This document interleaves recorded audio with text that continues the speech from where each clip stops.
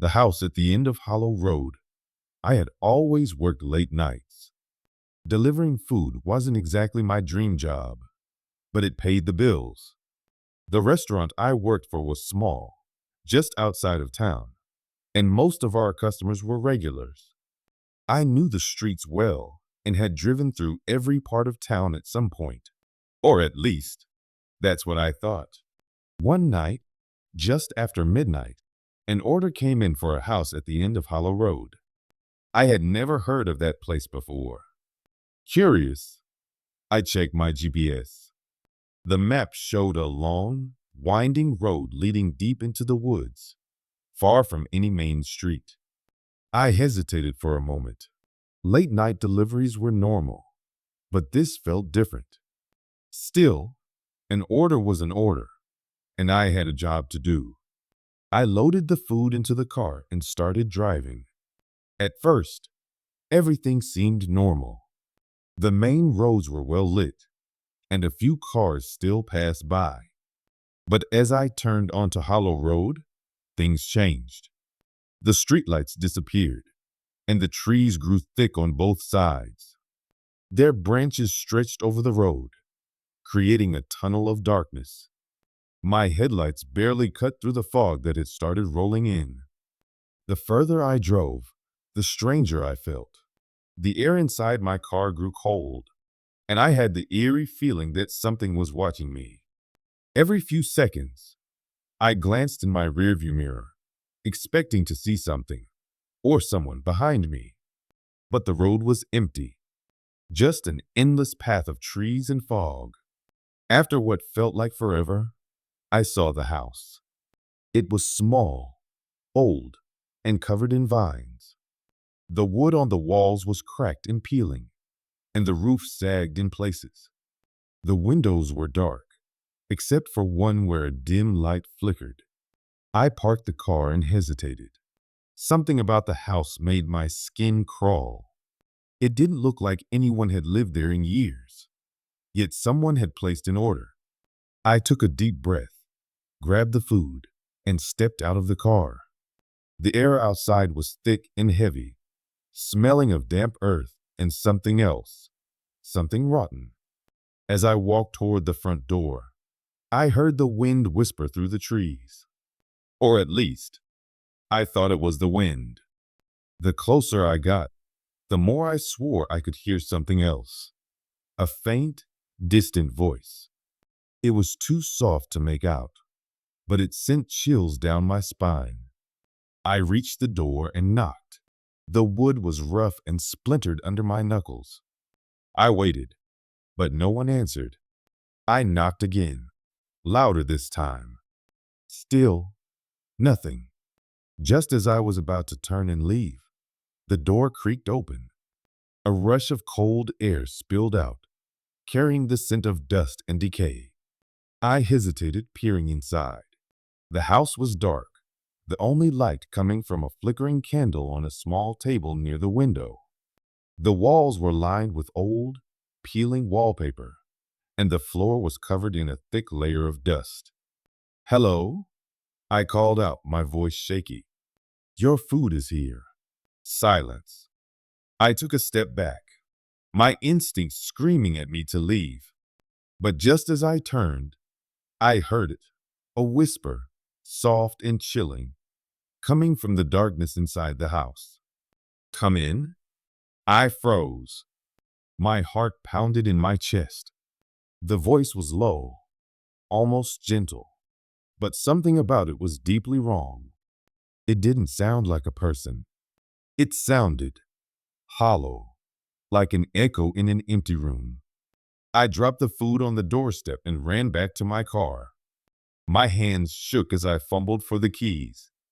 The engine roared to life, and I sped away without looking back. As I drove, my breath came in short, panicked gasps. My hands were sweaty on the steering wheel. I needed to get out of there. Needed to be anywhere but on Hollow Road. Finally, I reached the main street. The streetlights felt like a blessing, their glow warm and familiar. My breathing slowed, and my heart stopped racing. I pulled over to calm myself. That's when I checked my GPS. Hollow Road was gone. Not just the house. The entire road. My screen showed a straight highway, with no turns leading into the woods. It was as if the place had never existed. Shaking, I checked the restaurant system. The order had vanished. No record of it. It was like I had imagined the whole thing. But I knew I hadn't. The next day, I told my friend about it. He grew pale as I described the house, the fog, and the whispering voice. Then he told me something that made my blood run cold. There hasn't been a house at the end of Hollow Road for decades, he said. It burned down years ago. No one's lived there since. I wanted to argue, to say he was wrong, but I couldn't, because deep down, I knew he was right. I had seen something that shouldn't exist. I had stepped into a place that wasn't meant to be real, and somehow, it had let me go. The vanishing customer, it was a cold night, and I was exhausted. My shift at the pizza place had been long, and I was looking forward to finishing my last delivery. I checked the address one more time. It was an old apartment complex on the edge of town. I had never delivered there before, but it didn't seem too far out of the way. The name on the order was Henry. No last name, just Henry. That wasn't too strange, as some people didn't like sharing their full names when ordering food. I grabbed the pizza box, tucked it under my arm, and stepped out of the car. The air was freezing, and I could see my breath in front of me. The street was quiet. Most of the apartments had their lights off, and everything felt oddly still. As I walked toward the entrance, I saw someone standing outside. He was tall, thin, and looked like he was in his late 50s. He wore an old brown coat and had a calm, almost blank expression. "You Henry?" I asked, holding up the pizza. He nodded and pulled out a $20 bill. "Keep the change," he said in a soft voice. I took the money, thanked him, and turned to walk back to my car. But something made me glance back. Henry was gone. Not walking away, not stepping inside. Just gone. I stood there for a second, my heart beating faster. I looked at the lobby door, completely still, not swinging shut like someone had just walked through. I turned my head left and right, scanning the sidewalk. No sign of him. The street was empty. I tried to shake it off. Maybe I had just looked away at the wrong moment. Maybe he had gone inside really fast, and I just hadn't noticed. Still, something didn't feel right. I pulled out my phone and checked the order details again. The receipt had an apartment number listed. If Henry had really gone inside, I figured I could double check. Maybe I could even confirm that he got his order. I walked up to the apartment door and knocked. A few seconds later, a woman opened it. She looked tired, like she had just woken up. Her hair was messy, and she rubbed her eyes. "Sorry to bother you," I said. "I just wanted to make sure Henry got his order. He met me outside, but it was a little weird. I just wanted to check." Her face changed instantly. The sleepiness disappeared, replaced by something else. Something like shock. "I think you have the wrong place," she said, her voice unsteady. "There's no Henry here." I frowned and glanced at my phone again. The order said this apartment number. Maybe he just moved in? She shook her head slowly. "No," she whispered. "Henry was my husband. He lived here. But he died 5 years ago." A cold chill ran down my spine. For a moment, I didn't know what to say. My brain struggled to make sense of what I had just heard. "But I just saw him," I finally managed to say. "He was standing outside. He paid for the pizza." The woman's eyes filled with tears. She looked over my shoulder, as if expecting someone to be behind me. But there was no one. "You must be mistaken," she murmured, but she didn't sound convinced. I didn't know what else to do. My hands felt cold, and my stomach twisted. I wanted to believe I had made a mistake, that maybe I had delivered to the wrong person, or that there had been some mix-up. But I had seen Henry. He had spoken to me. He had handed me a bill. I checked my pocket, where I had stuffed the $20 bill. Slowly, I pulled it out and held it up. The woman gasped. My heart pounded. The bill looked old, too old. The paper was yellowed, the ink faded. But what made my breath catch in my throat was the date. The bill was from over 50 years ago. I couldn't speak. The woman stared at the bill, her lips trembling. "Henry collected old money," she whispered. "He had bills like this, but they were locked away after he passed." I took a shaky breath and stepped back. I don't know what to say," I admitted. "I swear I saw him." The woman wiped at her eyes. "Maybe you did." I didn't ask anything else. I just nodded and left.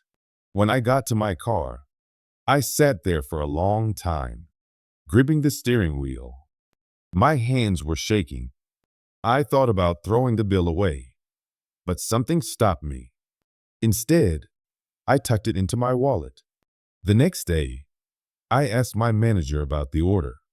I told him what had happened, trying to make it sound less strange. He frowned and checked the system. "There's no order from that address," he said. "Are you sure you delivered to the right place?" I felt the blood drain from my face. I showed him the receipt, but when he looked at it, his frown deepened. "This doesn't look right," he muttered. "This isn't even our format. Where did you get this?" I had no answer. I couldn't explain it. That night, I couldn't stop thinking about Henry. If he had died 5 years ago, how had I spoken to him? How had he handed me money? The $20 bill stayed in my wallet for weeks. I never spent it. I never told anyone else what happened.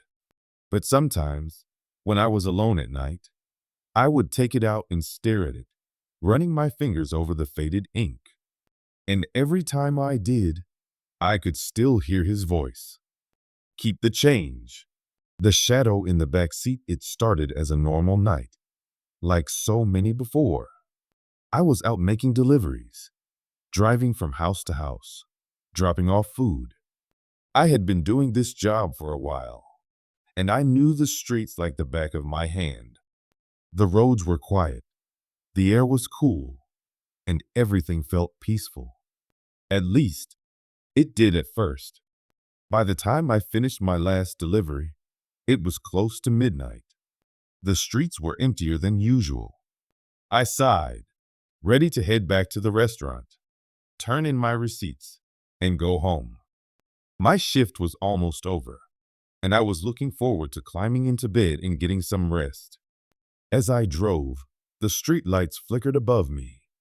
I wasn't too concerned. Old lights did that sometimes. My car was empty. I was sure of it. I hadn't picked up any passengers, and I had just dropped off my last order. There was nothing but silence inside. The only sounds were the hum of my engine and the occasional song playing on the radio. Then I heard it, a soft rustling sound from the back seat. I frowned and glanced at my rearview mirror. Nothing. The back seat was dark, as expected. Maybe something had shifted. A napkin, a bag, something small. I brushed it off and kept driving. It was late, and my mind was probably playing tricks on me. But then, I heard something else. Breathing. Slow, deep, heavy. A chill ran down my spine. My fingers tightened on the steering wheel. I turned the radio down, trying to listen closely. Was it my own breathing? Maybe I was just tired. Maybe I was imagining things. I checked the mirror again. Still nothing. I shook my head, trying to ignore the uneasy feeling creeping up my neck. You're just tired, I whispered to myself. Nothing is there. I kept driving, but the feeling wouldn't go away. I felt like someone, or something, was watching me. My heart started beating faster.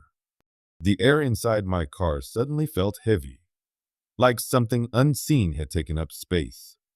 At the next red light, I finally turned my head and looked over my shoulder. The back seat was empty.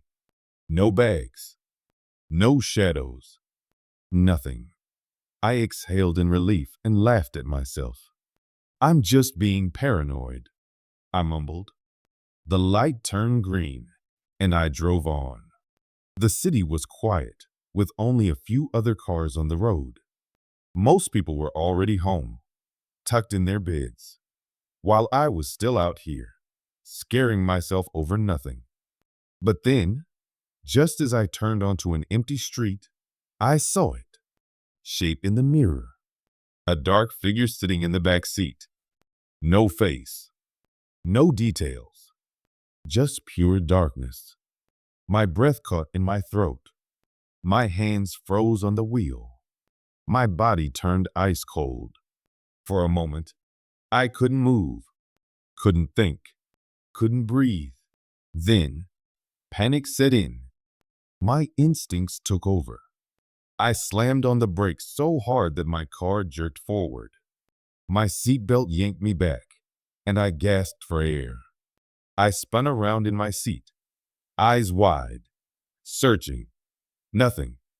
The back seat was empty again. No shadow, no figure, no sign that anything had ever been there. I sat there for a long moment, my breath shaky, my pulse racing. What had I just seen? Was I losing my mind? I reached for my phone, my hands trembling, and turned on the flashlight. I aimed it at the back seat. The bright light filled every inch of space. Still nothing. I let out a nervous laugh, but it didn't feel right. It was the kind of laugh someone makes when they're trying to convince themselves that everything is fine. But deep down, I knew something was wrong. I forced myself to start driving again, but the uneasiness stayed with me. My hands felt cold against the steering wheel. Every time I glanced at the mirror, I expected to see that shadow again. I told myself I was imagining things, that it was just a trick of the light, that I was too tired, and my mind was playing games with me. But no matter how many times I tried to explain it away, I couldn't shake the fear curling in my chest. When I finally pulled into the restaurant parking lot, I practically jumped out of my car. I checked the back seat again, my flashlight sweeping over every inch. Empty. Completely empty. Still, my hands wouldn't stop shaking. I took deep breaths, trying to calm myself. It's nothing, I whispered. Just your imagination. But I knew, deep down, that something had been there. That night, when I got home, I double-checked my doors and windows before going to bed. I even checked the back seat of my car again, just to be sure. And from that night on, I never got into my car without checking the back seat first. Because even if I never saw that shadow again, I knew it had been there once.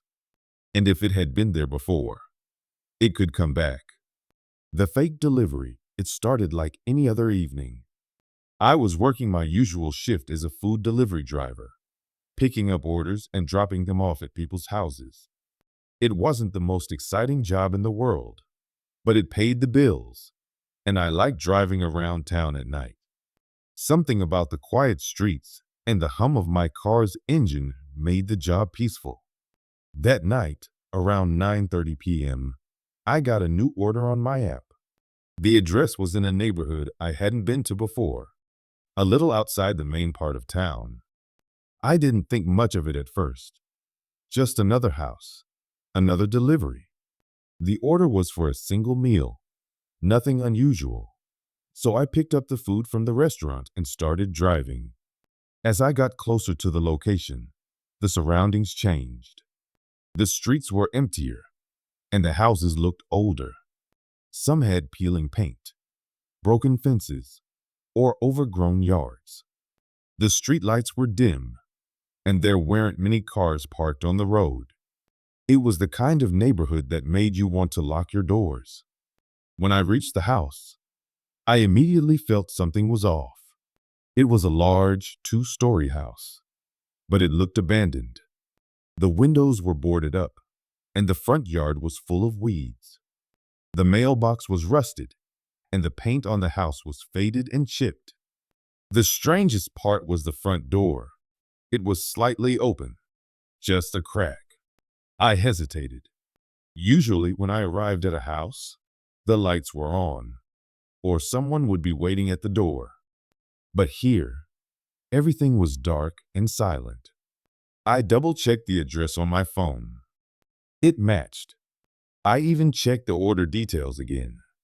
Everything seemed normal, so I figured maybe the person just didn't take care of their house. Taking a deep breath, I grabbed the bag of food and walked up to the door. I knocked lightly. No answer. I knocked again a little louder. Still nothing. I pulled out my phone and called the number listed on the order. That's when I heard it. A phone ringing inside the house. My stomach twisted. Someone was in there. But why weren't they answering the door? I stood still, listening. The ringing continued for a few more seconds, then stopped. The silence that followed was even worse. It was like the whole house was holding its breath. Then, I heard footsteps. Slow, heavy, coming toward the door. My instinct screamed at me to leave, but my body was frozen. My mind raced. Maybe the person inside was just asleep or sick. Maybe they were taking their time coming to the door. I forced myself to stay, gripping the bag tightly. The footsteps reached the door. Then, nothing. No one opened it. No sound. Just silence. A shiver ran down my spine. I took a step back. Maybe this was a prank? Maybe someone thought it would be funny to scare a delivery driver? My heart pounded in my chest as I turned to leave. But then, the door swung open. I spun back, expecting to see someone standing there. There was no one. Only darkness beyond the doorway. No lights. No furniture that I could see. Just an empty, black space. The air coming from inside was cold, like stepping into a freezer. A strong, musty smell hit my nose, like something had been rotting inside for a long time. I didn't wait to figure out what was happening. I dropped the food on the doorstep and ran back to my car. My hands were shaking as I fumbled with the door handle. I jumped inside, locked the doors, and started the engine. As I sped away, I glanced in my rearview mirror. The door was still open, the house still dark. But now, something stood in the doorway. A tall, shadowy figure. I didn't slow down. I didn't look back again. I just drove, my heart racing, my mind trying to make sense of what I had just seen. When I got back to town, I parked in a well-lit area and took deep breaths. My hands were still shaking. I checked my phone, opened the delivery app, and looked at the order history. The order wasn't there. Confused, I refreshed the page. Nothing. I searched for the address in my past deliveries, but it wasn't listed. It was like the order never existed. I called my boss and asked if he could check the system. He was annoyed that I was calling so late, but after a few minutes, he confirmed it. There was no record of that delivery. No order placed. No payment received. I didn't know what to say. I knew I had picked up the food. I knew I had driven to that house. I knew I had knocked on that door. But according to the app, according to my boss, none of it had happened. That night, I barely slept. Every time I closed my eyes, I saw the dark doorway, the figure standing inside. I kept telling myself it was just my imagination, a trick of the light, or maybe even a prank. But deep down, I knew the truth. I don't know who or what I almost delivered to that night, and I never want to find out. The man who wasn't there. It was a cold, rainy evening, and I was exhausted. I had been making food deliveries all day, weaving through traffic, dealing with impatient customers, and barely having time to grab a snack. My last delivery was supposed to be quick. I just had to drop off some food at a house on the edge of town. Then I could finally go home, take a hot shower, and sleep. The address led me to a large, old house on a hill. It looked out of place, like something from a different time. The house had dark wooden walls, a steep roof, and a large front porch. The windows were glowing with warm yellow light, making the place seem welcoming despite the gloomy weather. The rain tapped against my car window as I parked at the bottom of the driveway. I grabbed the food bag and hurried up the stone path. The air was damp, and a cold breeze made me shiver. As I knocked on the heavy wooden door, I noticed how quiet it was. No sound of TV, no distant voices, just the soft patter of rain. A few moments later, the door creaked open.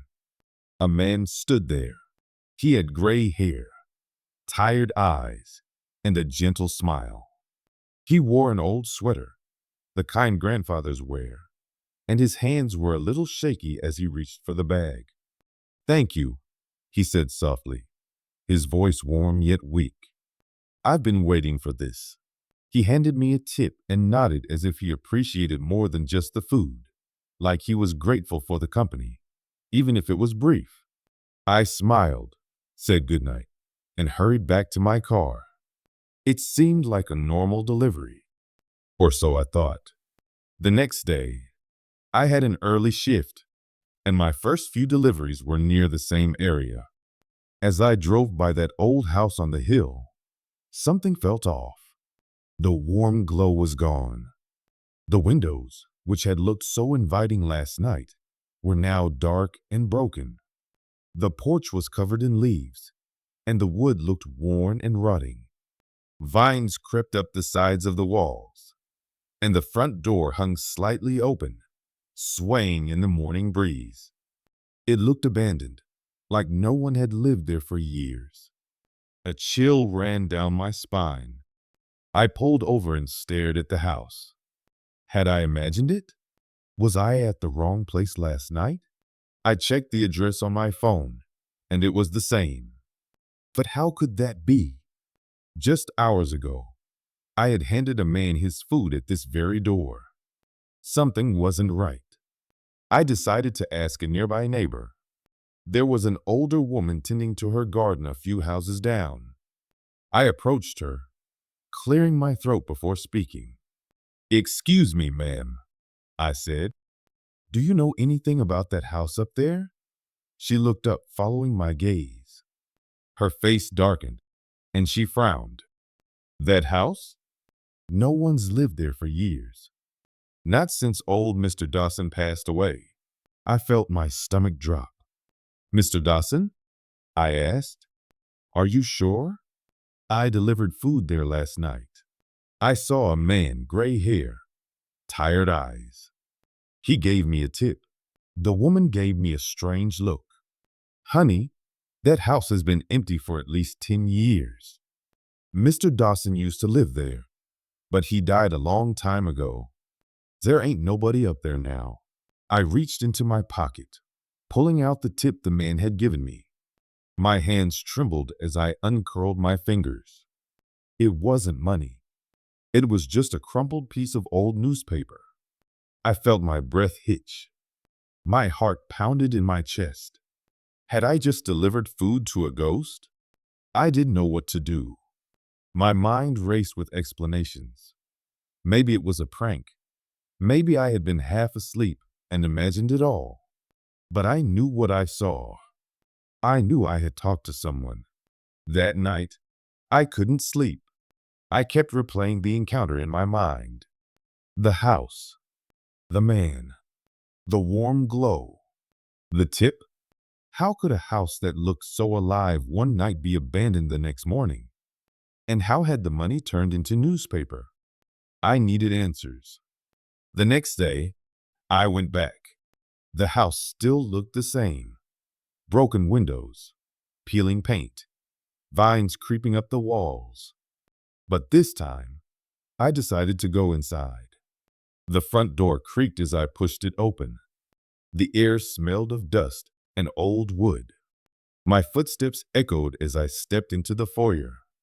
The furniture was covered in white sheets, and cobwebs hung from the ceiling. It was like time had frozen here. I walked through the house, my heart pounding. The dining table was still set with plates and cups, as if someone had once been waiting for dinner but never got to eat. A rocking chair sat in the corner, still slightly swaying, though I told myself it was just the wind. Then, I saw something that made me freeze. On the mantel above the fireplace, there was an old, faded photograph. I stepped closer, my hands shaking as I picked it up.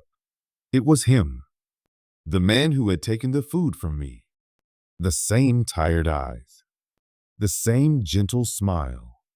But this picture was old, really old. It was yellowed at the edges, like it had been sitting there for decades. I put the photo down and turned to leave. But just as I stepped toward the door, a whisper filled the air. "Thank you." I spun around, but there was no one there. Just an empty, quiet house. I ran out of there as fast as I could. After that day, I never went back to that neighborhood again. I never told anyone the full story because I knew they wouldn't believe me. But I knew what I saw. I knew what I heard. And I still have that crumpled piece of newspaper to remind me. Sometimes late at night, I think about Mr. Dawson. Maybe he had been waiting for one last meal, one last act of kindness before moving on. Maybe he just wanted to feel like someone remembered him. And maybe, just maybe, he wasn't really gone after all.